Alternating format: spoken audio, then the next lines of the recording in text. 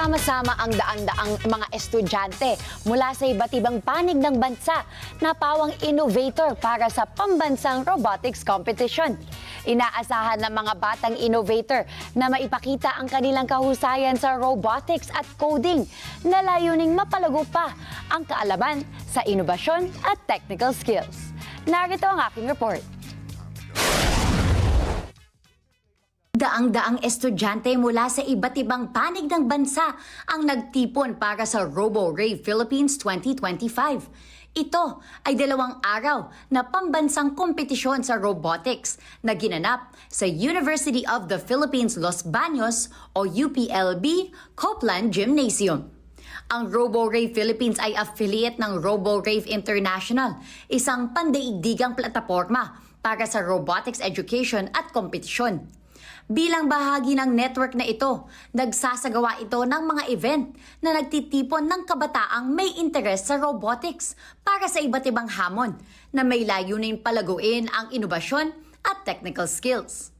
Nagbibigay ang kompetisyon ng pagkakataon sa mga estudyante, guro at paaralan na matuto sa pamamagitan ng aktwal na karanasan bilang paghahanda sa mga tatahak ng karera sa field na STEM.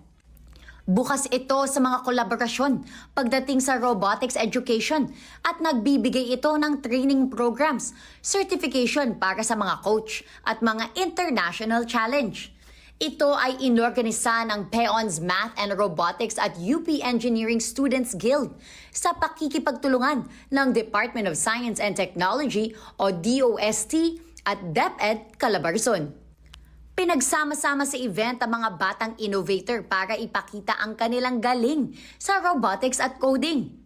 Ayon kay Engineer Ponciano Lumanglas, Chief Executive Officer at co-founder ng PEON's Math and Robotics, espesyal ang kompetisyon ngayong taon dahil ito ang nagsisilbing panibagong simula matapos ang COVID-19 pandemic.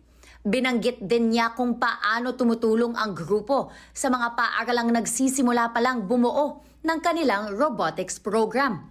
This is a national competition here in the Philippines for public and private schools kung saan magtatagisan ng galing ang mga estudyante para sa iba't ibang event related sa coding and robotics. Napansin ni Lumanglas na nahuhuli ang bansa pagdating sa technical learning ng mga estudyante sa larangan ng robotics.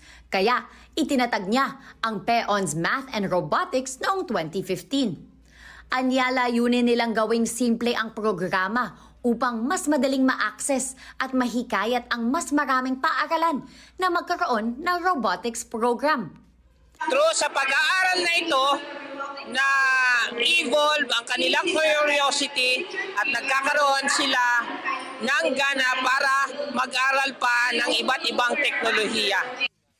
Ang mga kalahok ay nagmula sa nasa 200 paaralan sa buong bansa. Sa susunod na taon, idaragdag sa kompetisyon ang micro-robotics at 3D printing technology. Inimbitahan din ang mga paaralan na lumahok sa RoboRave China sa darating na Agosto 2025.